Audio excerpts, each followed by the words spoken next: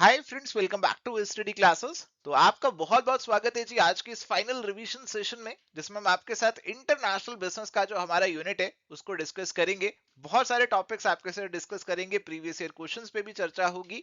बहुत इंपॉर्टेंट रहता है ये टॉपिक आपका यूजीसी नेट कॉमर्स और मैनेजमेंट के लिए। सेशन को शुरू करने से पहले फटाफट से प्लीज इस वीडियो को लाइक कर दीजिए, क्योंकि आगे बहुत सारी चीजें आएंगी जिसमें आप खो जाएंगे। तो आइए फटाफट से सेशन को शुरू करते हैं। And my dear friend, start करने से पहले आपको बता दें कि AV study classes multiple courses offer करता है यूजीसी नेट, असिस्टेंट प्रोफेसर और पीजीटी कॉमर्स एग्जामिनेशंस के लिए। यूजीसी नेट कॉमर्स और मैनेजमेंट के लिए आप हमारा पीवाई क्या उसका कोर्स, टेस्ट सीरीज या फिर मास्टर कोर्स चेकआउट कर सकता है। असिस्टेंट प्रोफेसर एग्जाम्स के लिए अलग अलग स्टेट्स के लिए हमारे अलग अलग कोर्सेज अवेलेबल है। प्रैक्टिस के लिए क्वेश्चन बैंक भी अवेलेबल है जिसे आप चेक कर सकते हैं। ऐसी पीजीटी कॉमर्स एग्जाम्स के लिए भी हमारे अलग अलग कोर्सेज अवेलेबल है और एमसीक्यू क्वेश्चन बैंक भी आपकी प्रैक्टिस के लिए अवेलेबल है। सारी डिटेल्स आपको एबी स्टडी क्लासेस की वेबसाइट या फिर ऐप पे मिल जाएंगी।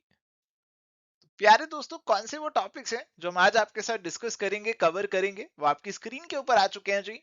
इंटरनेशनल ट्रेड थ्योरीज की बात करेंगे, जिसमें हम मेनली क्लासिकल थ्योरीज की चर्चा करेंगे। Modes of entry in international trade भी डिस्कस करेंगे। फॉरेन ट्रेड पॉलिसी 2023 के बारे में भी चर्चा करेंगे। बैलेंस ऑफ पेमेंट बीओपी ये भी डिस्कस करेंगे। हमारे जो मेजर इकोनॉमिक इंस्टीट्यूशंस है, डब्ल्यूटीओ, आईएमएफ, वर्ल्ड बैंक, इनको भी आपके साथ डिस्कस करेंगे। एंड प्यारे दोस्तों, रीजनल इकोनॉमिक इंटीग्रेशन का जो टॉपिक है उसे भी आपके साथ डिस्कस करेंगे। तो आइए डिस्कशन को फटाफट से शुरू करते हैं। तो सबसे पहले बात कर लेते हैं इंटरनेशनल ट्रेड थ्योरीज की। इसके अंदर सबसे पहले हमारे पास है मर्केंटिलिज्म।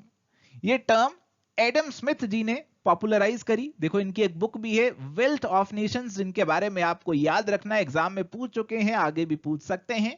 ये थ्योरी जो है मर्केंटिलिज्म थ्योरी, ये कहती है कि किसी कंट्री का ऑब्जेक्टिव होना चाहिए कि अपना गोल्ड और सिल्वर बढ़ाए, अपना सोना चांदी बढ़ाए, और ऐसा करने के लिए उसे एक्सपोर्ट्स को बढ़ाना है और इंपोर्ट्स को कम करना है। तो सिंपली भरोसा है, सिंपली यहां पे आपका ऑब्जेक्टिव है कि आप गोल्ड और सिल्वर को बढ़ाएं। इसके बाद है theory of absolute advantage, again bye Adam Smith. तो ये थ्योरी कहती है कि दो कंट्रीज आपस में तब ट्रेड करेंगी जब दोनों में से किसी एक के पास एक एक प्रोडक्ट में एब्सोल्यूट एडवांटेज होगा। जैसे एक कंट्री जो है वो, मान लीजिए, कॉफी बहुत सस्ती बना सकती है, और दूसरी कंट्री ऐसी है जो कि पेन बहुत सस्ता बना सकती है। तो इस पॉइंट ऑफ व्यू से दोनों कंट्रीज में ट्रेड हो सकता है। सस्ती कॉफी वाली कॉफी बनाकर भेज देगी, सस्ते पेन वाली पेन बनाकर भेज देगी। This is theory of absolute advantage. अब कई बार ऐसा होता है कि हमारे पास एक ही कंट्री है जिसके पास दोनों के अंदर एडवांटेज है, कॉफी में भी और पेन में भी। तो इस केस में एडम स्मिथ जी की थ्योरी फ्लॉप हो जाती है। और इस चीज को एक्सप्लेन करने के लिए हमारे पास आई theory of comparative advantage by David Ricardo. इन्होंने कहा कि अगर एब्सोल्यूट एडवांटेज नहीं भी है, एक ही कंट्री दोनों चीजें बेहतर बना रही है, फिर भी आपका ट्रेड यहां पे हो सकता है। इसके बाद हमारे पास आई हेक्सर-ऑलिन थ्योरी। हेक्सर-ऑलिन थ्योरी दो फैक्टर्स की बात करती है। देखो, ऊपर वाली जो थ्योरीज हैं मेनली लेबर की बात करती है, बट हेक्सर-ऑलिन थ्योरी जो है लेबर और कैपिटल दोनों की बात करती है। इसे फैक्टर प्रोपोर्शन थ्योरी जो है वो भी बोला जाता है। ये थ्योरी कहती है कि जिस कंट्री के पास जौन सा फैक्टर ऑफ प्रोडक्शन अबंडेंस में होगा, जिसके पास लेबर अबंडेंस में है तो लेबर इंटेंसिव सामान को बनाकर एक्सपोर्ट करेगी, जिसके पास कैपिटल अबंडेंस में है वो कैपिटल इंटेंसिव सामान को बनाकर एक्सपोर्ट करेगी। पर ये जो थ्योरी है ये यूएस के अंदर फ्लॉप हो गई। यूएसए कैपिटल इंटेंसिव है, फिर भी देखा गया कि कैपिटल इंटेंसिव गुड्स को इंपोर्ट कर रहा था। ऐसा लियोन्टिफ जी ने देखा और इसे नाम दिया गया लियोन्टिफ पैराडॉक्स। तो चलिए बात करते हैं modes of entry in international trade की। तो हमारी जो फर्म है, हमारी जो कंपनी है, वो इंटरनेशनल मार्केट में एंट्री लेना चाहती है। कैसे वो एंट्री लेगी उसकी डिस्कशन आपके साथ करनी है। बट उससे पहले कुछ इंपॉर्टेंट पॉइंट्स, जैसे कि हमारी जो फर्म है वो क्यों बाहर जाना चाहेगी। वो बाहर इसलिए जाना चाहेगी ताकि अपने ऑपरेशंस को बढ़ा सके, ज्यादा कस्टमर्स अटेन कर ले, हमारी जो लोकल सक्सेस है उसे ग्लोबल मार्केट में रेप्लिकेट कर ले, अपनी जो कंट्रीज है उनको डाइवर्सिफाई कर ले कि एक कंट्री में नुकसान हो तो दूसरी में प्रॉफिट हो जाए। तो इन कारणों की वजह से हमारी कंपनीज जो है बाहर जाना पसंद करती हैं। और यहाँ पे हमारे पास एक ईपीआरजी फ्रेमवर्क है जो कि एक्सप्लेन करता है कि कैसे हमारी जो कंपनीज की मार्केटिंग और बिजनेस ओरिएंटेशन रहती है। तो इनिशियली बताते हैं कि हमारी जो कंपनीज हैं उनकी एथनोसेंट्रिक ओरिएंटेशन रहती है, यानी कि होम कंट्री ओरिएंटेशन रहती है। तो इंडिया की कंपनी बाहर जाके काम कर रही है तो उसकी ओरिएंटेशन अभी देसी इंडिया वाली ही रहेगी। फिर बन जाती है पॉलीसेंट्रिक, यानी कि अब वो जिस कंट्री में जाकर काम कर रही है उसके जैसा सोचने लग जाती है। इसके अलावा हमारे पास एक रीजियोसेंट्रिक, जैसे हम पूरे रीजन को एक जैसा समझ लेते हैं, जैसे पूरे एशिया को एक जैसा हम समझ लेते हैं, साउथ एशिया को एक जैसा समझ लेते हैं। इसके बाद आती है हमारी जियोसेंट्रिक ओरिएंटेशन, यानी कि हमारी जो ओरिएंटेशन है वो ग्लोबल ओरिएंटेशन अब यहाँ पे बन जाती है, वर्ल्ड ओरिएंटेशन यहाँ पे हमारी बन जाती है।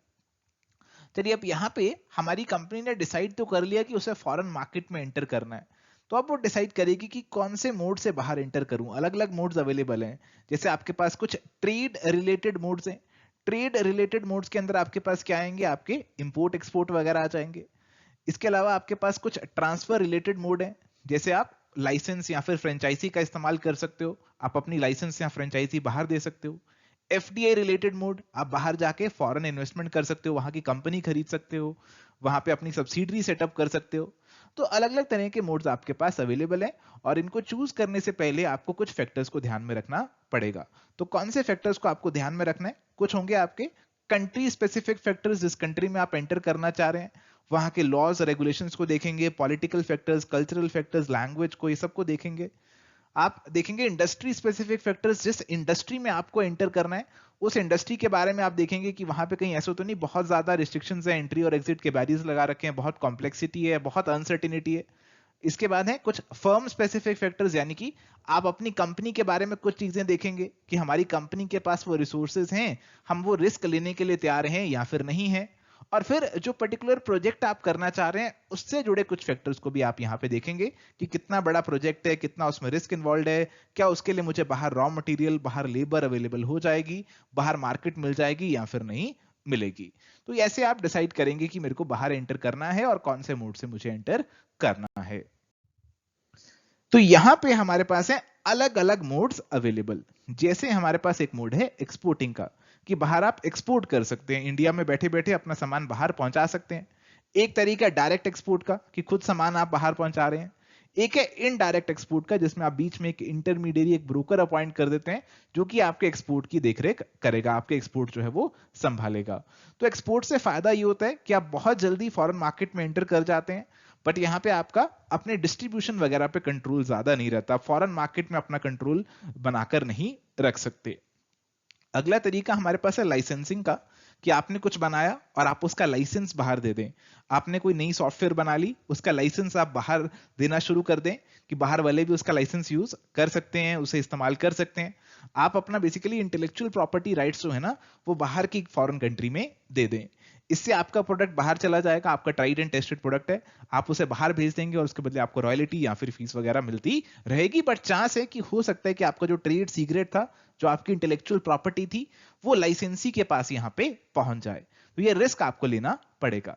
इसके अलावा हमारे पास है फ्रेंचाइजिंग। फ्रेंचाइजी बिल्कुल ऐसी है जैसे मैकडॉनल्ड्स वगैरह की, इन सब की फ्रेंचाइजी हमारी होती है। तो यहाँ पे क्या होता है कि इस केस के अंदर यहाँ पे हमारा जो ट्राइड एंड टेस्टेड बिजनेस है वो अपनी फ्रेंचाइजी बांटना शुरू कर देता है, अलग अलग कंट्रीज में अलग अलग कंपनीज को अपनी फ्रेंचाइजी दे देता है कि तुम मेरे तरीके से, जैसे मैंने सारा एस्टेब्लिशमेंट सेटअप किया हुआ है, जैसे यहाँ पे मेरे ऑपरेशन हो रहे हैं, पूरा लुक एंड फील वैसा रख के तुम अपना रेस्टोरेंट भी यहाँ पे खोल सकते हो, अपना बिजनेस भी खोल सकते हो। तो आप ऐसे अपनी फ्रेंचाइजी देना शुरू कर दो, आपको रॉयल्टी वगैरह मिलती रहेगी और आपका बिजनेस एक्सपैंड होता रहेगा। बट हो सकता है कि अगर आपका फ्रेंचाइजी ठीक नहीं है, आपका वो बिजनेस की रेपुटेशन को डुबा भी सकता है। तो ये नुकसान भी इसके अंदर आपको फेस करना पड़ेगा। इसके बाद है टर्न की प्रोजेक्ट। टर्न की प्रोजेक्ट का मतलब है कि आप बाहर जाकर एक बहुत बड़ा प्रोजेक्ट हैंडल करके आए। जैसे बाहर कोई नया हॉस्पिटल बनना है, आप उसे पूरा एंड टू एंड तैयार करके लाएं, उसमें सारी मशीन्स वगैरह सब कुछ इंस्टॉल करके आप बस उसकी जो कीज हैं वो सामने वाली पार्टी को टर्नओवर कर दें। तो उस पार्टी को बहुत फायदा रहता है इससे, सारा उसने अपना जो काम था वो आउटसोर्स कर दिया, आपकी एक्सपर्टीज से फायदा ले लिया और आपको यहाँ पे फायदा मिल गया। क्या फायदा मिल गया कि आप जिस चीज में एक्सपर्ट हैं आपने वो काम बाहर जाके किया और उससे आपको अर्निंग्स भी हो गई। बट कुछ रिस्क भी आपके हो सकते हैं, आप बाहर जाकर काम कर रहे हैं, आपको बहुत सारे काम करने हैं, financial risk, construction risk arise हो सकते हैं। इसके बाद है कॉन्ट्रैक्ट मैन्युफैक्चरिंग। यहाँ पे हम लोकल मैन्युफैक्चरर को कॉन्ट्रैक्ट दे देते हैं कि भाई तूने हमारे लिए ये प्रोडक्ट बनाकर देना है। जैसे माइक्रोसॉफ्ट वाले अपना एक्सबॉक्स बनाते हैं तो इंडिया के लोकल कॉन्ट्रैक्टर को कह देते हैं कि भाई ऐसे एक्सबॉक्स बनाकर दो, मार्केटिंग वगैरह सब माइक्रोसॉफ्ट खुद ही कर लेता है। तो माइक्रोसॉफ्ट को फायदा होता है कि यहाँ पे कम कॉस्ट ऑफ प्रोडक्शन उसकी लगती है, कम कॉस्ट पे वो अपना प्रोडक्ट बना लेता है और केवल वो मार्केटिंग पे ही यहाँ पे फोकस करता है। बट हाँ, हो सकता है कि क्वालिटी में कॉम्प्रोमाइज हो जाए क्योंकि प्रोडक्ट को बाहर से बनवा कर लाए हैं। और इसके अलावा हमारे पास है स्ट्रेटेजिक अलायंस, इसमें दो अलग अलग इंडिपेंडेंट कंपनीज एक अलायंस कर लेती हैं, दोनों मर्ज नहीं हो रही, दोनों कोई नई एंटिटी नहीं बना रही, बस दोनों एक एग्रीमेंट कर रही हैं, दोनों एक अलायंस यहाँ पे कर रही हैं। जैसे टाटा वाले और स्टारबक्स वाले कहते हैं कि टाटा की कॉफी यूज करेगा स्टारबक्स, टाटा का जो प्लांट है वहां से कॉफी यूज करेगा और उससे कॉफी बीन्स यूज करेगा और उससे कॉफी बनाकर स्टारबक्स जो है आगे कस्टमर्स को सर्व करेगा। इससे दोनों एंटिटीज को फायदा हो जाता है। अगर दो कंपनीज मिलकर एक नई एंटिटी क्रिएट कर दें तो फिर हमारा नया जॉइंट वेंचर बन जाता है जिसमें वो दोनों एंटिटीज मिलकर रिस्क शेयर करती हैं, प्रॉफिट शेयर करती हैं। और इसके अलावा अगर हमारी दोनों कंपनीज मिलकर एक ही बन जाएं, पुरानी खत्म हो गई अब एक नई कंपनी आ गई, वो हमारा है मर्जर, एक ने दूसरी को एक्वायर कर लिया, वो हमारा है एक्विजिशन। तो ये भी एक तरीका है फॉरेन मार्केट में एंट्री लेने का। इसके अलावा है फॉरेन डायरेक्ट इन्वेस्टमेंट, कि आप बाहर की कंपनी में इन्वेस्टमेंट करें और अगर आप अपनी एक 100% इन्वेस्टमेंट कर दें किसी कंपनी में तो वो आपकी यहाँ पे होली ओन्ड सब्सिडरी बन जाएगी, तो पूरा पूरा कंट्रोल उसका आपके पास ही यहाँ पे आ जाएगा। तो आप अच्छे तरीके से फॉरेन मार्केट को कैटर कर सकेंगे अपने अकॉर्डिंग, जिस तरीके से आप चाहते हैं वैसे आप फॉरेन मार्केट में कंट्रोल अपना एक्वायर कर लेंगे। बट ऐसा करने के लिए आपको काफी सारे रिसोर्सेज भी चाहिए और काफी हाई रिस्क भी आपको फेस करना पड़ेगा as compare to other modes. तो आइए जी अब बात करते हैं फॉरेन ट्रेड पॉलिसी 2023 की।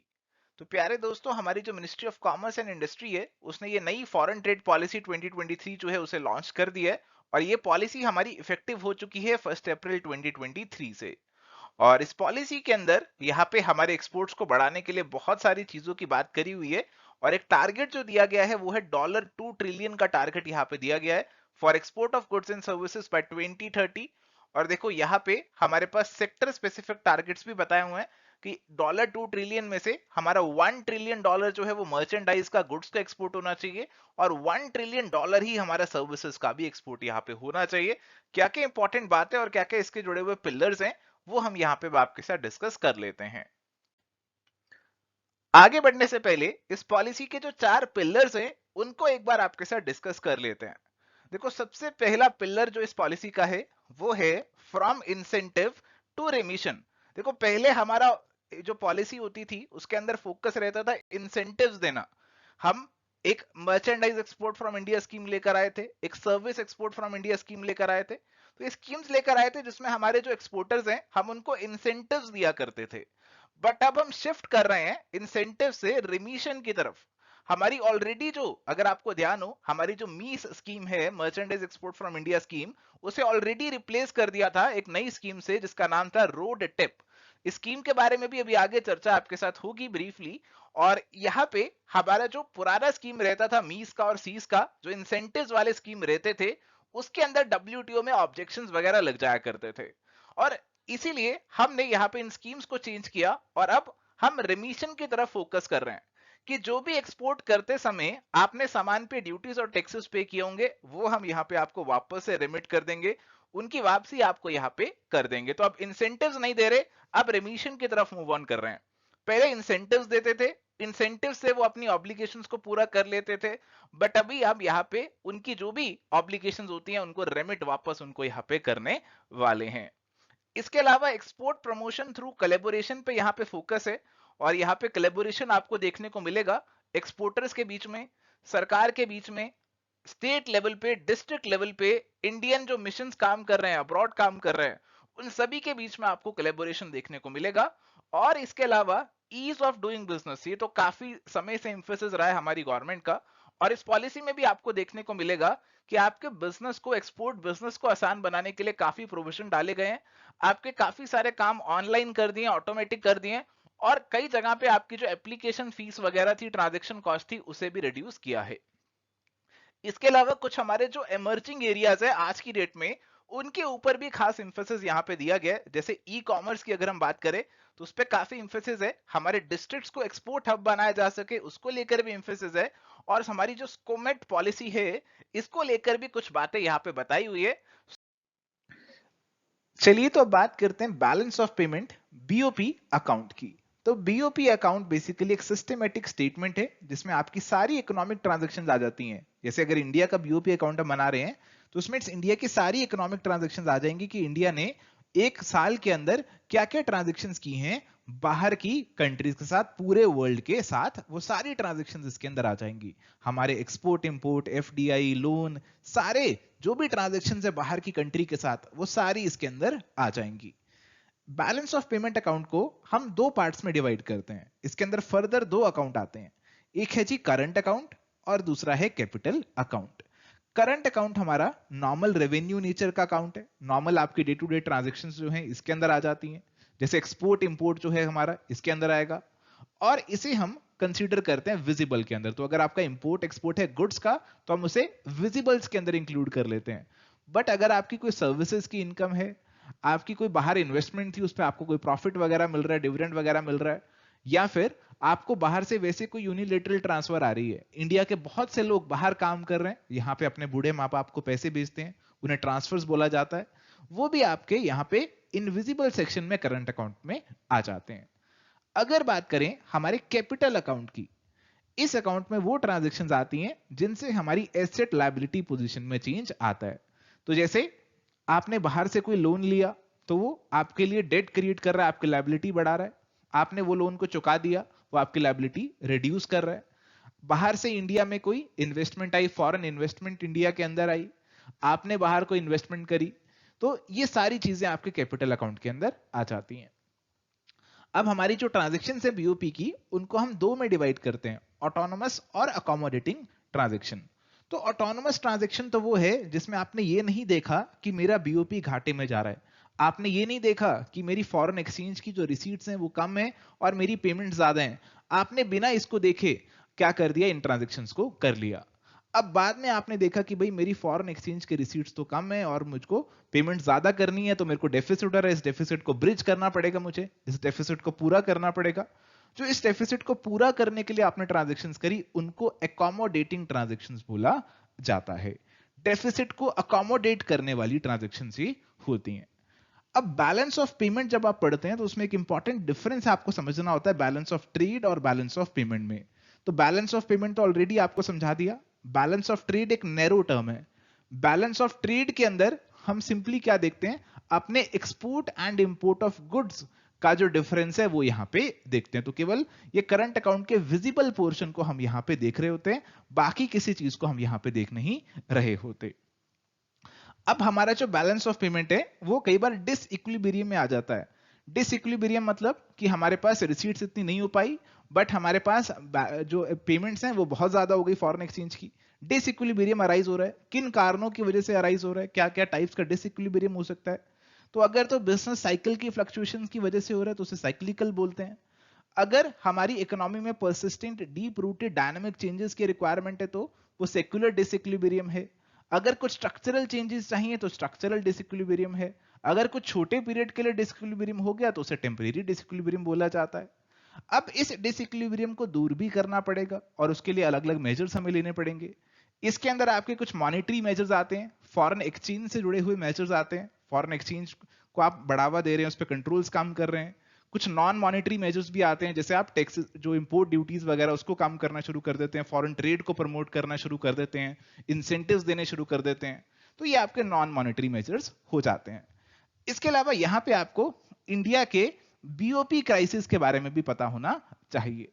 इंडिया का जो बीओपी क्राइसिस था वो 1991 में हुआ था। 1991 में इंडिया की इकोनॉमिक सिचुएशन खराब हो गई थी, इंडिया के पास फॉरेन एक्सचेंज रिजर्व्स बहुत कम हो गए थे और इंडिया को आईएमएफ के पास जाना पड़ा मदद के लिए। और आईएमएफ ने इंडिया के ऊपर कुछ कंडीशंस यहां पे लगाई कि आपको मदद तो करेंगे बट आपको ये कंडीशंस पूरी करनी पड़ेंगी। और धीरे धीरे इंडिया ने काफी सारे रिफॉर्म्स लेकर आया अपने फॉरेन एक्सचेंज पोजीशन के अंदर, अपने फॉरेन एक्सचेंज लॉज के अंदर, रूल्स और रेगुलेशंस के अंदर। काफी सारे जो हमने पहले कंट्रोल्स लगा रखे थे उन्हें हमें हटाना पड़ा और अब अल्टीमेटली इंडिया जो है एक स्टेबल फॉरेक्स लेवल पे पहुंच चुका है। इंडिया के फॉरेक्स लेवल प्रेजेंट सिनेरियो में काफी हाई हो चुके हैं। तो चलिए फ्रेंड्स, अब आगे बढ़ते हैं और बात करते हैं वर्ल्ड ट्रेड ऑर्गेनाइजेशन की। तो डब्ल्यूटीओ हमारे पास यहाँ पे एक इंपॉर्टेंट ऑर्गेनाइजेशन है जिसे कि 1995 1 जनवरी 1995 को सेटअप किया गया था with headquarter in Geneva, Switzerland. देखो, इससे पहले हमारे पास जो ऑर्गेनाइजेशन थी उसका नाम था गैट। गैट का मतलब है general agreement on trade and tariff. तो अब गैट को रिप्लेस किसने कर दिया है? डब्ल्यूटीओ ने रिप्लेस कर दिया। तो गैट का जो उरुग्वे राउंड था वो 1994 में खत्म हुआ माराकेश एग्रीमेंट के साथ, और यहाँ पे हमारा जो डब्ल्यूटीओ है उसको सेटअप करने की बात की गई, और 1 जनवरी 1995 से फाइनली हमारा जो डब्ल्यूटीओ है वो हमने यहाँ पे सेटअप कर दिया। अब यहाँ पे ये बात आपको ध्यान रखने वाली है कि गैट अभी पूरे तरीके से खत्म नहीं हो गया। गैट डब्ल्यूटीओ के अंदर अभी आता है, और गैट जो है वो जो ट्रेड इन गुड्स है उसे रेगुलेट करता है, उसके बारे में बताता है, उसका एग्रीमेंट हमारे पास ये बना हुआ है। तो डब्ल्यूटीओ हमारे पास एक ग्लोबल ऑर्गेनाइजेशन है जो rules of international trade between the Nations उसके बारे में बात करती है।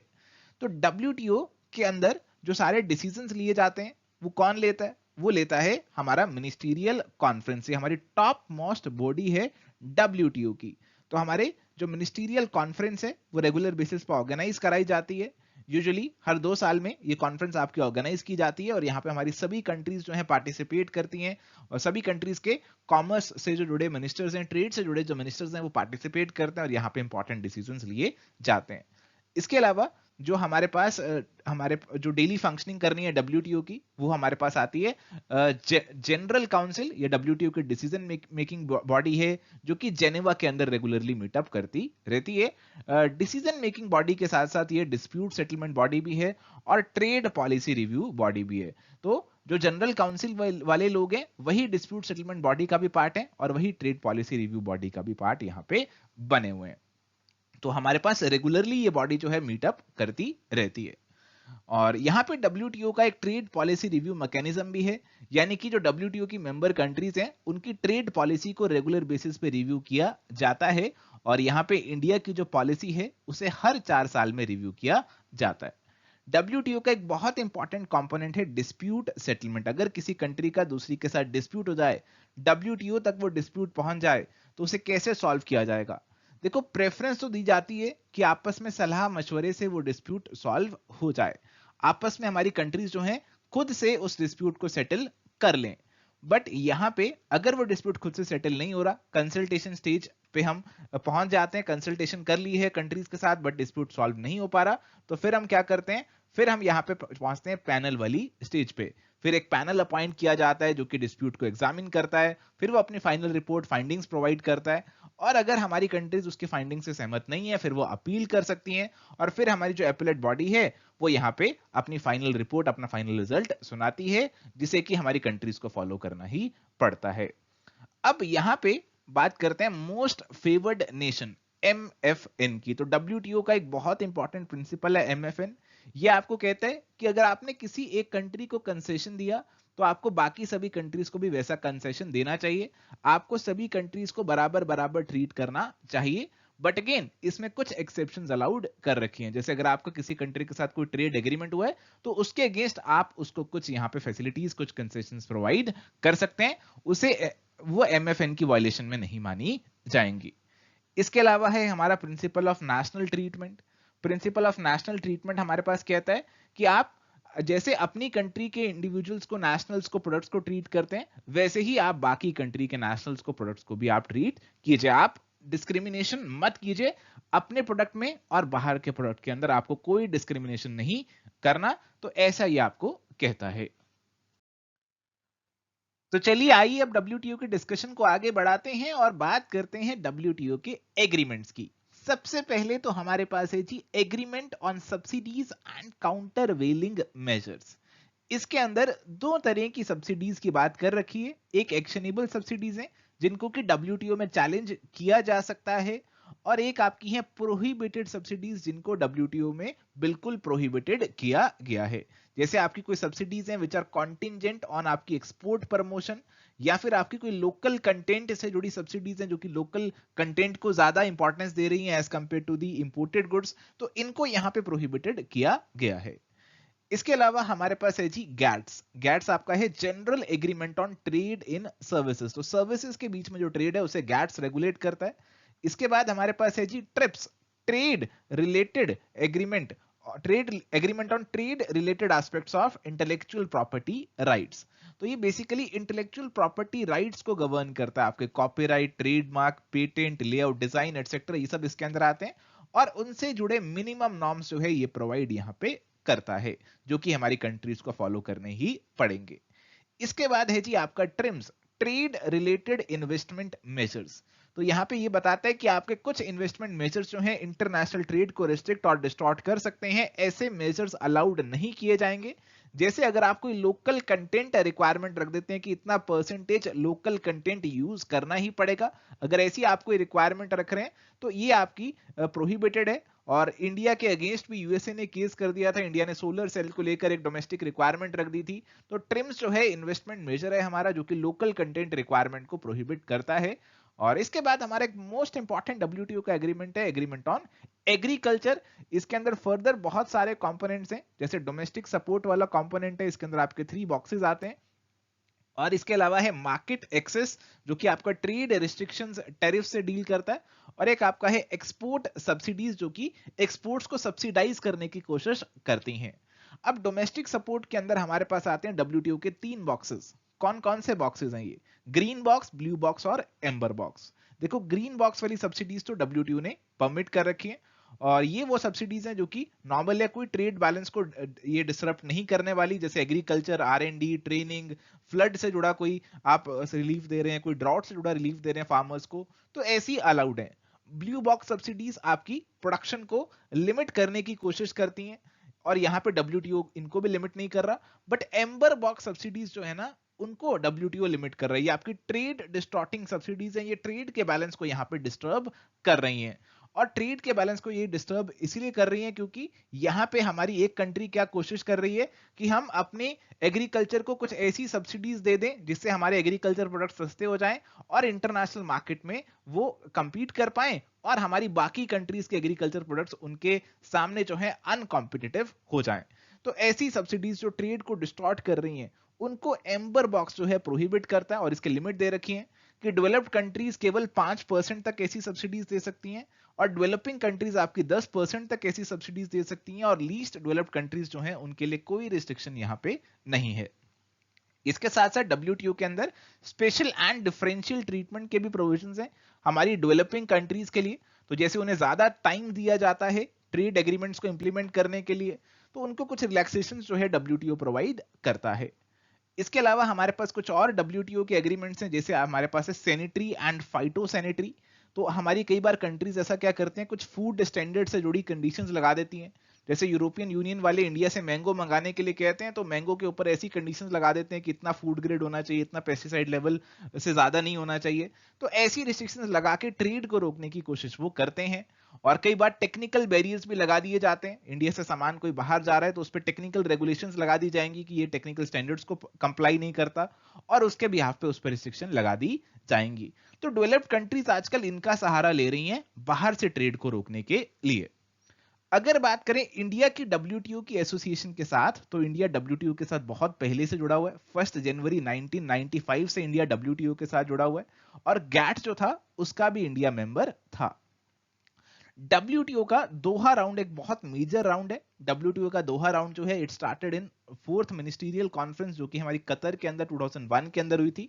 और यहाँ पे डेवलप्ड और डेवलपिंग कंट्रीज के बीच में कुछ डिफरेंसेस अराइज हो गए, एग्रीकल्चर को लेकर, नॉन एग्रीकल्चरल मार्केट एक्सेस को लेकर, ई कॉमर्स को लेकर, ट्रिप्स को लेकर, सर्विसेज को लेकर।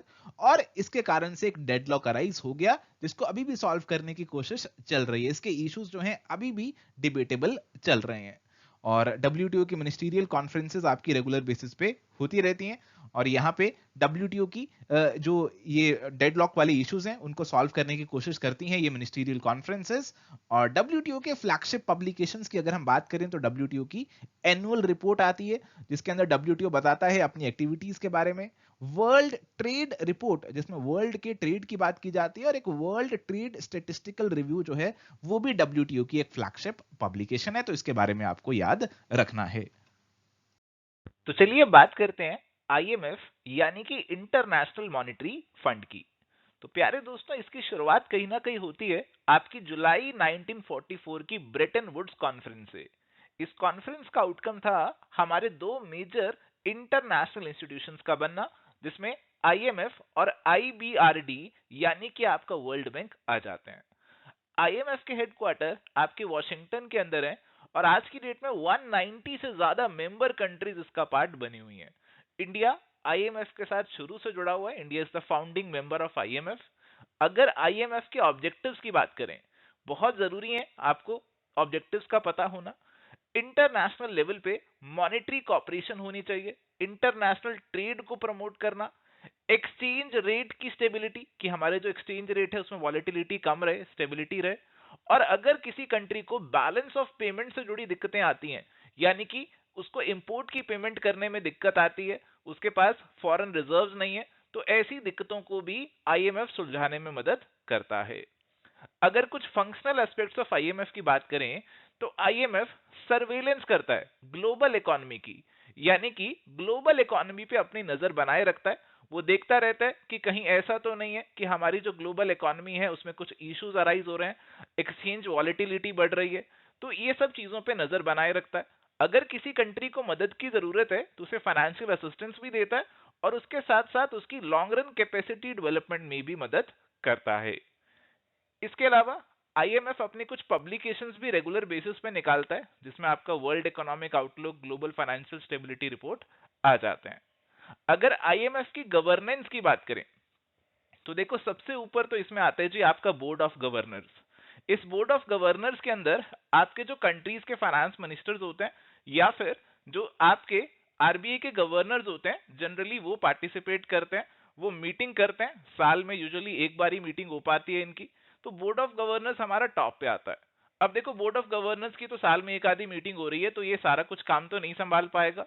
इसके नीचे कुछ कमिटीज आती हैं, जैसे international monetary and financial committee है, डेवलपमेंट कमेटी है, साथ ही एग्जीक्यूटिव बोर्ड है। ये एग्जीक्यूटिव बोर्ड आईएमएफ के जो डे टू डे अफेयर्स हैं उनको देखता है। और इस एग्जीक्यूटिव बोर्ड का जो हेड होता है और आईएमएफ के स्टाफ का जो हेड होता है वो हमारे पास होता है जी managing director of the IMF. तो इस तरीके से आईएमएफ की कहीं ना कहीं गवर्नेंस चलती है। आईएमएफ की लेंडिंग फैसिलिटीज की बात करें तो बहुत सारी फैसिलिटीज हैं जी इसकी।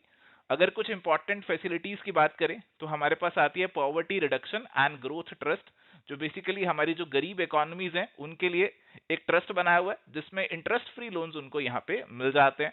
इसके अलावा एक एक्सटेंडेड फंड फैसिलिटी है। इसके अलावा stand by arrangements credit facilities हैं। कुछ और भी फैसिलिटीज हैं जो आईएमएफ प्रोवाइड करता है। अब बात करते हैं कोटास की। देखो बोला जाता है कि IMF is a quota based institution. Quotas are the building block of IMF. जितने भी हमारे आईएमएफ के मेंबर कंट्रीज हैं उन सभी को एक कोटा एलोकेट किया जाता है based on their position in the world economy. अब ये जो कोटा है ना, इसकी क्या इंपॉर्टेंस है, ये कोटा डिनोट करता है कि आपके जो कंट्रीज हैं वो आईएमएफ में कितने रिसोर्सेज को कंट्रीब्यूट करेंगे। इसके साथ ही जिसका जितना ज्यादा कोटा होता है उसकी उतनी ज्यादा वोटिंग पावर होती है। कोटा के हिसाब से ही आपको आईएमएफ से कितनी फाइनेंसिंग मिलेगी ये डिसाइड होता है। आपको कितने एसडीआर एलोकेट होंगे, एसडीआर यानी कि स्पेशल ड्राइंग राइट्स एलोकेट होंगे, ये भी डिसाइड होता है।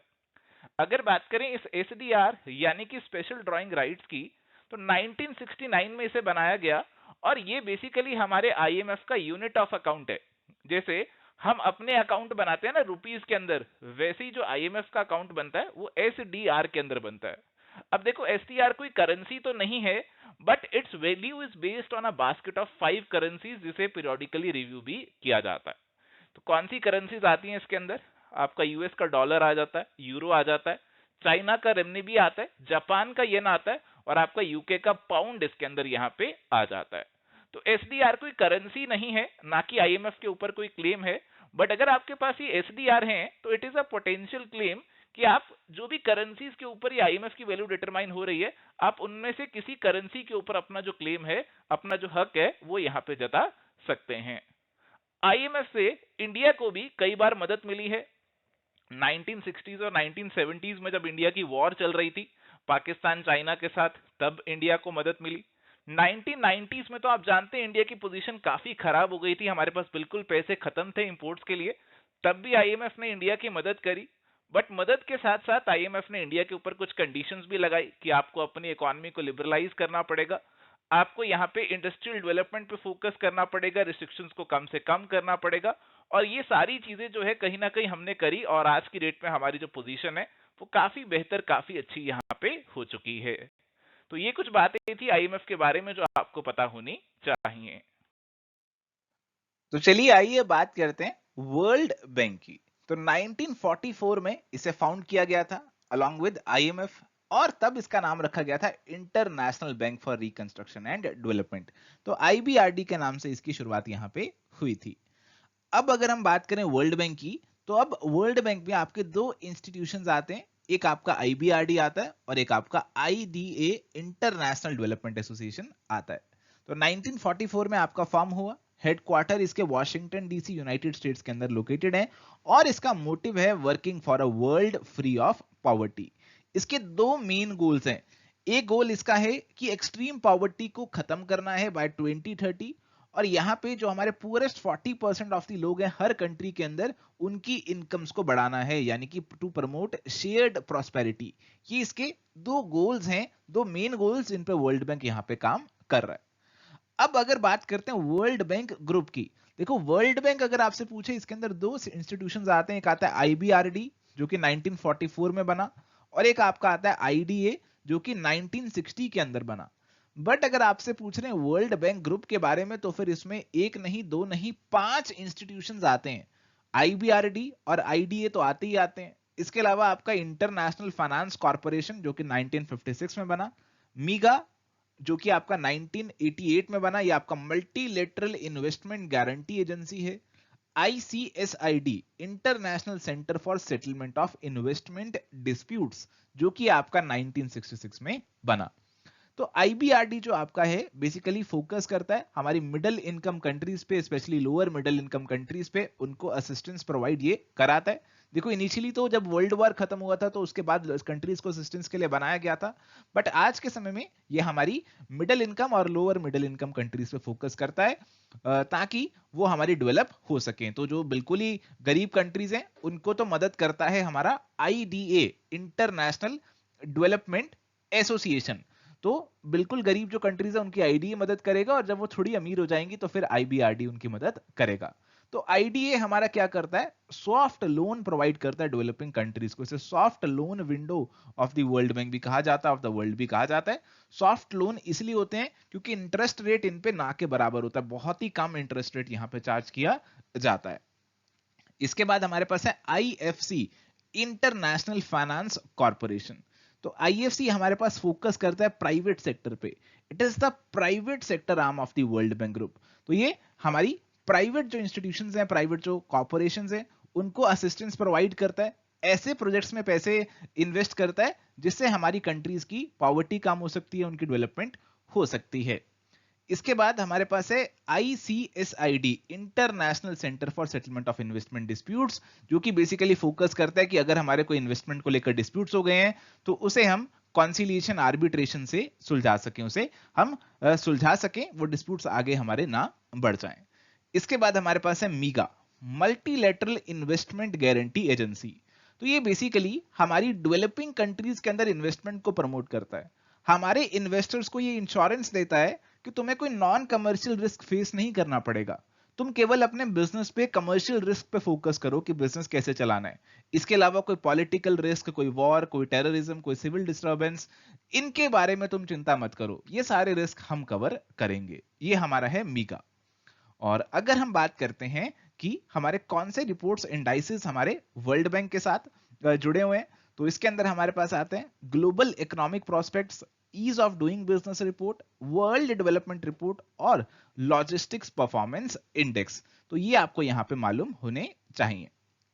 और यहां पे आपको एक बात बतानी रह गई कि इंडिया जो है इन पांचों इंस्टीट्यूशंस में से सभी का मेंबर है, except ICSID international centre for settlement of investment dispute का इंडिया मेंबर नहीं है, India is not a member. तो एक इंपॉर्टेंट फैक्ट आपको ध्यान में रखना है। तो चलिए आइए बात करते हैं रीजनल इकोनॉमिक इंटीग्रेशन की। तो रीजनल इकोनॉमिक इंटीग्रेशन का मतलब है कि आजकल हमारी जो इकोनॉमीज है वर्ल्ड की आपस में एक दूसरे के साथ जुड़ होती जा रही, इंटीग्रेट होती जा रही हैं, उनके बीच के जो ट्रेड बैरियर्स हैं वो यहाँ पे कम होते जा रहे हैं, उनकी इकोनॉमिक और पॉलिटिकल कोऑर्डिनेशन जो है वो यहाँ पे इंक्रीज होती जा रही है, बढ़ती जा रही है। तो यहाँ पे आप देख सकते हैं different levels of economic integration. सबसे पहले किसी कंट्री के साथ हम हाथ मिलाते हैं तो उसके साथ करते हैं प्रेफरेंशियल ट्रेड एग्रीमेंट, पीटीए। अपने टैरिफ जो है, अपने जो टैक्स रेट है, इंपोर्ट ड्यूटीज जो है उस कंट्री के लिए हम यहाँ पे घटा देते हैं। इसके बाद आता है फ्री ट्रेड एग्रीमेंट। हम इंपोर्ट ड्यूटी को बिल्कुल जीरो ही कर देते हैं कि हमारा ट्रेड आपस में अब फ्री रहने वाला है। इसके बाद हम पहुंचते हैं कस्टम यूनियन की तरफ। इसमें हमारा ट्रेड तो फ्री रहता ही रहता है, बट हमारा बाहर वालों के साथ, जो हम दोनों का बाहर वालों के साथ ट्रेड होने वाला है ना, उसकी हम एक कॉमन पॉलिसी बना लेते हैं। हम कॉमन टैरिफ फिक्स कर लेते हैं कि अगर तू सामान बाहर से मंगाएगा तो भी यही टैक्स लगेगा, अगर मैं मंगाऊंगा तो भी यही टैक्स यहाँ पे लगने वाला है। इसके बाद आती है हमारी कॉमन मार्केट। कॉमन मार्केट के अंदर कस्टम यूनियन के साथ साथ फ्री मोबिलिटी ऑफ फैक्टर्स हमें देखने को मिलती है, यानी कि आपके factors of the production freely move कर सकते हैं एक कंट्री से दूसरी कंट्री के अंदर। आपके लोग आसानी से एक कंट्री से दूसरी कंट्री में मूव कर सकते हैं। इसके बाद है आपका इकोनॉमिक यूनियन। इकोनॉमिक यूनियन में आपको कॉमन मार्केट के साथ साथ कॉमन इकोनॉमिक पॉलिसीज भी देखने को मिलती हैं, जैसा आप यूरोपियन यूनियन में देखते हैं। वहां पे कॉमन मार्केट वाले सभी फीचर हैं, लोग आपस में एक दूसरी कंट्री में मूव कर सकते हैं बिना किसी वीजा की रिक्वायरमेंट के, और साथ ही वहां पे उनकी जो इकोनॉमिक पॉलिसीज हैं उनको भी इंटीग्रेट किया गया है। इसके बाद आता है हमारा पॉलिटिकल यूनियन। यहाँ पे हमारी इकोनॉमिक यूनियन के साथ साथ पॉलिटिकल यूनियन भी हो गई है, यानी कि हमारी पॉलिटिकल गवर्नमेंट भी एक ही होने वाली है। जैसे यूनाइटेड स्टेट्स के अंदर इतनी सारी स्टेट्स हैं और उन सब की एक ही गवर्नमेंट है, इसे पॉलिटिकल यूनियन आप कह सकते हैं। चलिए, यहाँ पे इकोनॉमिक इंटीग्रेशन के फायदे और नुकसान के बारे में भी आपको मालूम होना चाहिए। अब ऐसी इकोनॉमिक इंटीग्रेशन का क्या फायदा होता है? फायदा तो यही है कि हमारा ट्रेड बढ़ता है, और ट्रेड के बढ़ने से एम्प्लॉयमेंट भी बढ़ेगी और हमारी दूसरी कंट्री के साथ पॉलिटिकल कॉपरेशन भी बढ़ेगी। बट इसकी कुछ कॉस्ट भी हमें यहाँ पे इनकर करनी पड़ती हैं। कुछ कॉस्ट इनकर कैसे करनी पड़ती हैं? जैसे ट्रेड डाइवर्जन हो जाती है। जिस कंट्री के साथ तो आपने एग्रीमेंट कर लिया उसके साथ ट्रेड बढ़ जाएगी, बट बाकी कंट्रीज के साथ आपकी ट्रेड कम हो जाएगी, और कहीं ना कहीं आपकी नेशनल इंटीग्रिटी की इरोजन भी हो जाती है। आप दूसरी कंट्री को फ्रीली अलाउ करते हो कि हमारी कंट्री में तो इंटरफेयर कर सकता है, तो आपकी एक नेशनल इंटीग्रिटी भी थोड़ी बहुत कहीं ना कहीं इरोड हो जाती है। अब यहाँ पे ट्रेड क्रिएशन और ट्रेड डाइवर्जन इफेक्ट्स जो है इकोनॉमिक इंटीग्रेशन के, उनको भी आपको समझना है। तो बताया गया कि ट्रेड क्रिएट होती है इकोनॉमिक इंटीग्रेशन से। जिस कंट्री के साथ आपने एग्रीमेंट कर लिया, जो कंट्रीज मिलकर एक ब्लॉक का पार्ट बन गई, जैसे यूरोपियन यूनियन की जो कंट्रीज हैं, उनकी आपस में ट्रेड बढ़ने वाली है। बट यहां पे होता है ट्रेड डाइवर्जन भी। ट्रेड डाइवर्जन का क्या मतलब है? कि आपका बाहर वाली कंट्रीज के साथ जो है ना, वो ट्रेड डिक्रीज होना शुरू हो जाता है। आपके जो लोकल एरिया में आपके जो एग्रीमेंट हुआ हुआ है, आपका जो यूनियन बना हुआ है, जैसे यूरोपियन यूनियन है, वहां पे हम एक दूसरे से ट्रेड कर रहे हैं, बट बाहर वाली कंट्री से हम ट्रेड नहीं कर रहे। वहां से हमारा ट्रेड डाइवर्ट होकर कहां आ गया? हमारे लोकल यूनियन एरिया के अंदर आ गया। चाहे बाहर से सामान हमें सस्ता मिल रहा होता, बट अब वो हम अपनी यूनियन वाली कंट्री से ही खरीदने वाले हैं। तो this is refer to as trade diversion. तो ये हमारा था रीजनल इकोनॉमिक इंटीग्रेशन। चलिए, तो प्यारे दोस्तों, यहाँ पे हमने अपने टॉपिक्स तो डिस्कस कर लिए, बट अभी डिस्कशन बाकी है प्रीवियस ईयर क्वेश्चंस के ऊपर। तो अभी कुछ प्रीवियस ईयर के सवाल आपके साथ डिस्कस करेंगे, और आप कोशिश करिएगा कि आप अपने जो आंसर्स हैं वो पहले देने की कोशिश करें। तो आइए फटाफट से अपने सवालों की ओर बढ़ते हैं। यहाँ पे माय डियर फ्रेंड्स, हमारे पास एक क्वेश्चन है जिसके अंदर हमें दो लिस्ट दे रखी हैं, लिस्ट 1 और list 2, regarding the grouping of multinational corporations, and हमें एक करेक्ट कोड आइडेंटिफाई करना है। लिस्ट 1 में हमें दे रखा है type of MNC, ethnocentric, polycentric, geocentric, और लिस्ट 2 में कुछ बेसिक फीचर जो है वो दे रखे हैं। Maintaining a balance between home and host market oriented policy, seldom distinguish between domestic and global operation, follow a host market policy. तो my dear friends, ये सवाल आपका सीधा सीधा ईपीआरजी फ्रेमवर्क से सवाल है।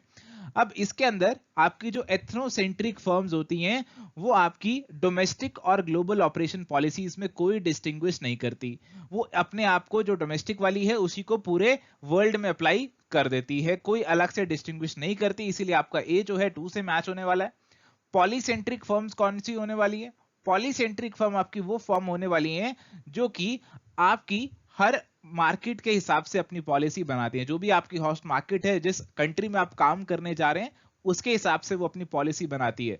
तो आपका पॉलीसेंट्रिक फर्म मैच होने वाला है ऑप्शन 3 से, और जो जियो सेंट्रिक फर्म है वो आपका बैलेंस मेंटेन करके चलती हैं होम और होस्ट मार्केट पॉलिसी के बीच में, और इसीलिए आपका सी जो है वो 1 से मैच होने जाने वाला है, और इसीलिए हमारा जो आंसर है यहाँ पे ऑप्शन नंबर सी निकल कर आएगा। चलिए अगला सवाल है, examine the following statements and choose the correct code. Statement 1 है, companies with low cash reserves normally prefer licensing mode rather than foreign direct investment. जिनके पास कैश रिजर्व्स कम है वो प्रेफर करते हैं लाइसेंसिंग करना या rather than FDI, foreign direct investment. Second statement है, cash rich firms normally prefer foreign direct investment. और आपसे पूछा है कि आप बताइए कौन से स्टेटमेंट्स यहाँ पे करेक्ट हैं। अब देखिए माय डियर फ्रेंड्स, हमारे पास कंपनीज हैं, कुछ कंपनीज हैं जिन पे कैश काफी सारा है, कैश रिजर्व्स जो हैं उनके पास अच्छे खासे हैं, हाई रिजर्व्स हैं, तो वो अगर चाहें बाहर इन्वेस्ट करना चाहें, बाहर अपना स्क्रैच से प्लांट लगाना चाहे, एफडीए लगाना चाहें तो कर सकते हैं, कोई दिक्कत नहीं है। अब जिनके पास कैश रिजर्व्स इतने नहीं है, कम है, बट वो चाहते हैं कि हम एक्सपैंड करें, तो बेटर है आप अपने लाइसेंसेस बाहर बांट दो, तो आप आसानी से एक्सपैंड कर सकते हो, इतने ज्यादा इसमें कैश की इन्वेस्टमेंट नहीं रिक्वायर्ड। तो जिनके पास लो कैश है वो लाइसेंसिंग प्रेफर करेंगे, ज्यादा है वो एफडीए प्रेफर करेंगे। तो दोनों स्टेटमेंट सही हैं, आंसर ऑप्शन ए निकल कर आएगा। चलिए तो माय डियर फ्रेंड्स चलते हैं अगले सवाल की तरफ। असर्शन रीजनिंग का सवाल है। असर्शन दी है कि balance of payment presents a classified record of all the receipt on accounts of goods exported, services rendered and capital received by residents and payments made by them on account of goods imported and services received from capital transferred to non-residents or foreigners।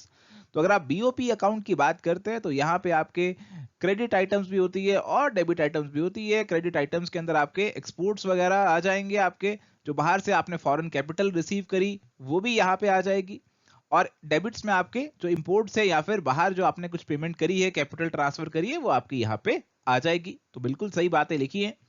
Reason दिया है, balance of payment of a country is a systematic record of all the economic transactions between residents of a country and the rest of the world। तो ये भी बिल्कुल बात सही लिखी है कि बीओपी अकाउंट में सिस्टमैटिक मैनर में ये सारी ट्रांजैक्शंस आपकी प्रेजेंट होती हैं, और कहीं ना कहीं यही हमारी असर्शन को एक्सप्लेन करता है, क्योंकि बैलेंस ऑफ पेमेंट एक सिस्टमैटिक रिकॉर्ड है, तो इसमें आपको सारी चीजें देखने को मिलती हैं, सारी इकोनॉमिक ट्रांजैक्शंस देखने को मिलती हैं, चाहे वो डेबिट है चाहे वो आपकी क्रेडिट है, सारी इकोनॉमिक ट्रांजैक्शंस आपको देखने को मिलती हैं, और इसलिए आपका आंसर यहां पे होगा ऑप्शन नंबर ए। दोनों ट्रू हैं, और आर जो है एक्सप्लेन भी कर रही है असर्शन को।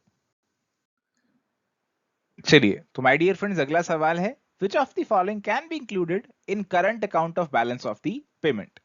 Purchase of goods from abroad, तो ये तो हमारे इंपोर्ट हो गए, यहाँ पे आएंगे। बाहर आपने कोई सर्विसेज बेची तो ये भी बेसिकली आपके एक्सपोर्ट ऑफ सर्विसेज हैं, यहाँ पे आएंगे। वर्कर्स रेमिटेंसेज फ्रॉम अब्रॉड, तो बाहर से जो हमें यूनिलैटरल ट्रांसफर्स आए वो भी आपके यहाँ पे आएंगे। Sale of copyright to transfer, basically आपका इनटेंजिबल एसेट है, और ये रिकॉर्ड होगा हमारे कैपिटल अकाउंट के अंदर। Direct investment in equity capital, ये भी आपका कैपिटल अकाउंट के अंदर आएगा। और 1, 2 एंड 3 जो हैं ये करंट अकाउंट के बनेंगे, और इसीलिए आंसर आपका आएगा ऑप्शन नंबर ए। चलिए तो आगे बात करते हैं हमारे अगले सवाल की। तो क्वेश्चन हमारे पास है, identify the one from the following which is not a type of disequilibrium in the balance of payment of a country, cyclical, secular, structural और सेक्टोरल। तो माय डियर फ्रेंड्स, अगर हम बीओपी के डिसइक्विलिब्रियम की यहाँ पे बात करते हैं, बीओपी डिसइक्विलिब्रियम की यहाँ पे बात करते हैं, तो यहाँ पे हमारे पास अलग अलग तरीके के डिसइक्विलिब्रियम हो सकते हैं, जैसे साइक्लिकल डिसइक्विलिब्रियम जो कि बिजनेस साइकिल से जुड़ा है, सेक्युलर डिसइक्विलिब्रियम जो कि हमारा लॉन्ग रन है, स्ट्रक्चरल जो कि इकोनॉमी के स्ट्रक्चर की वजह से हो सकता है, सेक्टोरल डिसइक्विलिब्रियम हमारे पास नहीं होता, और इसीलिए हमारा जो आंसर है यहाँ पे ऑप्शन नंबर डी बन जाएगा। सेक्टोरल डिसइक्विलिब्रियम हमारा नहीं होता कोई बीओपी के कॉन्टेक्स्ट में। अगला सवाल है, what is the situation refer to as amongst the following when intra-region trade is duty-free but there is variation in tariff structure for import from a third country। तो यहां पे बोला गया कि हमारा जो इंट्रा रीजन ट्रेड है, जैसे इंडिया और एशियान के बीच में जो इंट्रा रीजन ट्रेड है उसे हमने फ्री कर दिया, उसे हमने फ्री कर दिया कि कोई टैक्सेस नहीं लगेंगे। बट बाहर से चाइना से अगर सामान मंगाना है तो इंडिया उस पर अलग तरीके से टैक्स लगा रहा है, एशियान वाले अलग तरीके से टैक्स लगा रहे हैं, तो इसमें वेरिएशन है। तो इंडिया और एशियान के बीच में क्या है, इंडिया और एशियान के बीच में फ्री ट्रेड एग्रीमेंट है, एफटीए है इन दोनों के बीच में। तो यहाँ पे बेसिकली आपके फ्री ट्रेड एरिया की बात हो रही है। अगर बाहर की वेरिएशंस भी खत्म हो जाए, इंडिया और एशियान दोनों चाइना को एक तरीके से देखें, तो आपका बन जाएगा कस्टम यूनियन।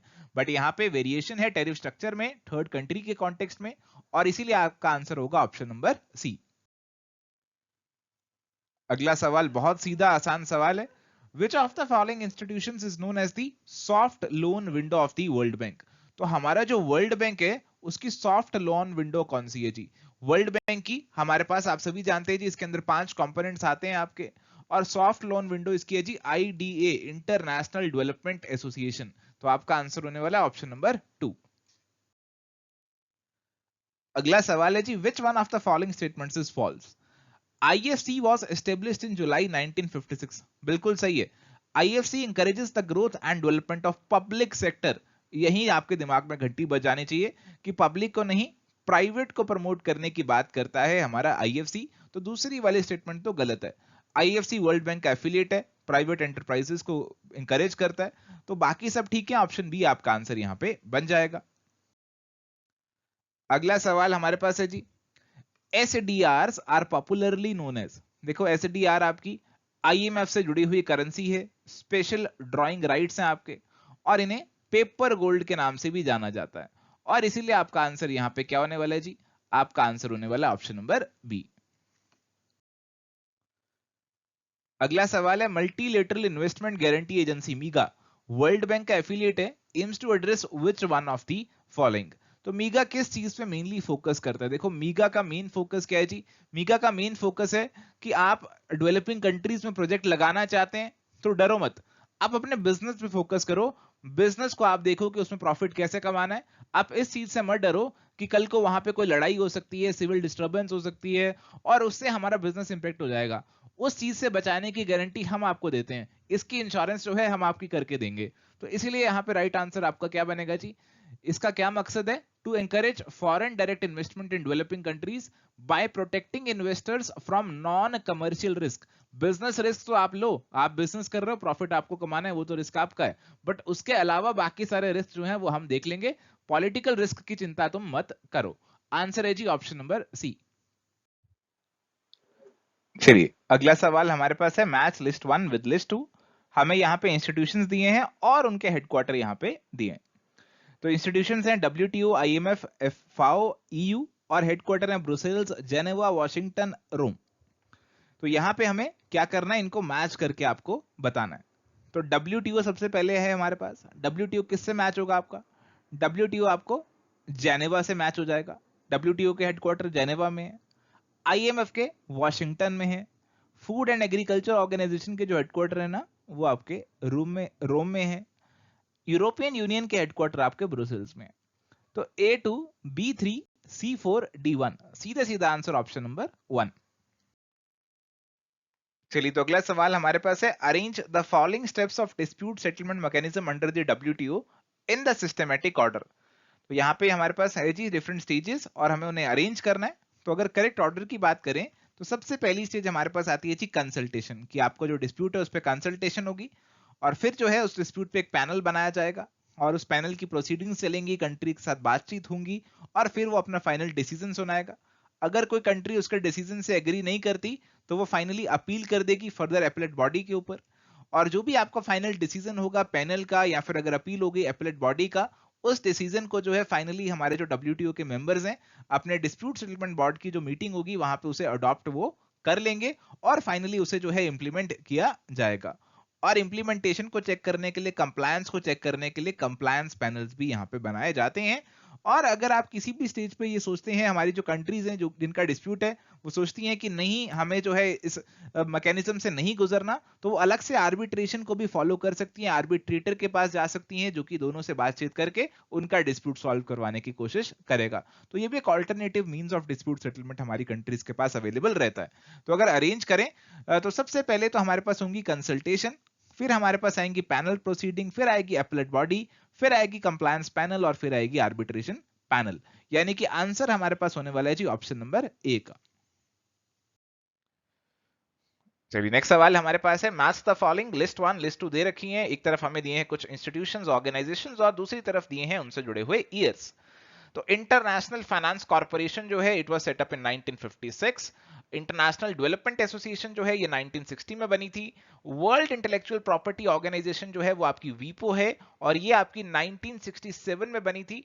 और इंटरनेशनल बैंक ये है IBRD, international bank for reconstruction and development, ये आपका 1944 में बना था। सो करेक्ट मैचिंग जो है वो हमें देखने को मिल रही है यहां पे ऑप्शन नंबर 4 के अंदर। चलिए तो यहां पे सवाल है, according to the Heckscher Ohlin theory which one of the following statement is correct. Options यहां पे दिए गए, trade should take place among the countries that have greater difference in their factor endowments. तो पहली statement आपकी बिल्कुल सही है। तो जिन कंट्रीज के फैक्टर एंडोमेंट्स अलग अलग है उनके बीच में ट्रेड होगा। किसी के पास लेबर ज्यादा है तो वो लेबर इंटेंसिव गुड्स को एक्सपोर्ट करेगा, किसी के पास कैपिटल ज्यादा है तो कैपिटल इंटेंसिव गुड्स को एक्सपोर्ट करेगा। सेकंड स्टेटमेंट दी गई, a country with a relatively cheaper cost of labor would export labor intensive product। तो ये स्टेटमेंट भी आपकी कुछ हद तक सही है कि जिसके पास लेबर अबंडेंस में है, लेबर उसे सस्ता पड़ता है, तो लेबर इंटेंसिव प्रोडक्ट्स को वो यहाँ पे एक्सपोर्ट करेगा। और प्यारे दोस्तों इसीलिए इस सवाल के हमारे पास दो आंसर दिए गए। ऑफिशियल आंसर की में इस सवाल के दो आंसर दिए, 1 और 2 जिसने लगाए दोनों का ये सवाल ठीक माना गया था। इसके बाद पॉइंट नंबर 3 है, country benefits from international trade even if it is less efficient. Countries with the proximity of the geographical nations would have greater trade compared to the distant ones। तो ऐसी बातें एक्सर ऑल इन थ्योरी में नहीं की गई है। 1 और 2 कहीं ना कहीं इस थ्योरी से जुड़ी हुई है, तो इनमें से अगर आपको कुछ भी लग रहा था तो आपका आंसर यहाँ पे सही है। चलिए तो यहाँ पे हमारे पास सवाल है, which of the following is a trade related entry mode in international markets। तो प्यारे दोस्तों हमें इंटरनेशनल मार्केट में एंट्री लेनी है। हमारे पास तीन ब्रॉड टाइप के मोड रहते हैं। एक रहता है हमारे पास ट्रेड रिलेटेड मोड, एक रहता है हमारा ट्रांसफर रिलेटेड मोड और एक हमारे पास रहता है इन्वेस्टमेंट रिलेटेड मोड जिसमें आपका एफडीए वगैरह आ जाता है। तो ट्रेड रिलेटेड मोड जिसमें आप जो है बाहर के कंट्री के साथ कुछ ट्रेड करने वाले हैं, एक्सपोर्ट वगैरह करने वाले हैं, तो ये सब चीजें उसके अंदर मेनली इंक्लूड होती है। ट्रांसफर के अंदर हम फ्रेंचाइजी और लाइसेंस इनकी बात कर लेते हैं और इन्वेस्टमेंट के अंदर आपका एफडीए वगैरह आ जाता है। अब सवाल हमसे पूछ रहा है which of the following is a trade related entry mode in international business. तो सबसे पहले ऑप्शन मिल रहा है मैनेजमेंट कॉन्ट्रैक्ट, फिर है इंटरनेशनल लाइसेंसिंग, फिर है इंटरनेशनल लीजिंग और फिर हमारे पास है पोर्टफोलियो इन्वेस्टमेंट। तो लाइसेंसिंग, लीजिंग और इन्वेस्टमेंट ये आपके ट्रेड रिलेटेड मोड नहीं बनेंगे। आपका जो ट्रेड रिलेटेड मोड यहां पे बनेगा that is going to be management contract. तो correct answer is going to be option number 1। तो यहां पे हमारे पास क्वेश्चन है, arrange the following levels of economic integration from least integrated to most integrated, custom union, free trade area, economic union, common market और political union. तो बहुत ही आसान सवाल है। सबसे पहले इनमें से आपका कौन सा आएगा जी? सर इनमें से तो सबसे पहले हमारा फ्री ट्रेड एरिया आएगा क्योंकि पीटीए नहीं है तो एफटीए सबसे पहले आ जाएगा। उसके बाद आपका कस्टम यूनियन आएगा, उसके बाद आपकी कॉमन मार्केट आएगी, उसके बाद यहाँ पे आपका इकोनॉमिक यूनियन आएगा और फिर आपका जो है पॉलिटिकल यूनियन आ जाएगा। और ये हमें देखने को मिल रहा है ऑप्शन नंबर 2 के अंदर। So that is going to be the correct answer. चलिए अगला सवाल है, Bretton Wood resolution led to the formation of. बहुत आसान सवाल है। ब्रेटन वुड रेजोल्यूशन के बाद आपका आईएमएफ और वर्ल्ड बैंक बने थे। So correct answer is going to be option number 2 IMF. अगला सवाल बहुत ही आसान है, which one of the following institutions is not a part of the world bank group. तो हमेशा आपसे बात करता हूं कि वर्ल्ड बैंक ग्रुप के अंदर 5 इंस्टीट्यूशंस आते हैं। आईबीआरडी आता है, आईडीए आता है, आपका मीगा आता है, इसके अलावा आपका इंटरनेशनल फाइनेंशियल कॉर्पोरेशन भी आ जाता है और ICSID international centre for settlement of investment disputes भी आ जाता है। ठीक है, तो यहाँ पे आपका बैंक फॉर इंटरनेशनल सेटलमेंट नहीं आता। तो करेक्ट आंसर ऑप्शन नंबर 4 जो है वो यहाँ पे बनेगा। चलिए तो यहाँ पे हमारे पास सवाल है, arrange the following negotiation rounds of WTO world trade organization in reverse chronological order. तो पहले तो सवाल को समझना जरूरी है। क्रोनोलॉजिकल ऑर्डर की बात करते हैं तो कौन सी पहले हुई आइटम उसको पहले रखते हैं, जिस जो चीज बाद में हुई उसको बाद में डालते हैं, this is chronological order. But अगर मैं रिवर्स क्रोनोलॉजिकल ऑर्डर की बात कर रहा हूं तो इसका मतलब क्या हो गया, कि मेरे को जो सबसे सबसे लेटेस्ट आइटम है जो अभी रिसेंटली हुई है उसको पहले रखना पड़ेगा, सबसे पहले जो हुई थी उसको मेरे को लास्ट में रखना पड़ेगा। तो मेरे को रिसेंट वाले WTO के जो राउंड्स यहाँ पे दे रखे हैं उसको सबसे पहले लेना पड़ेगा, और जो पहले हुए हैं फिर वो उसके बाद आते जाएंगे।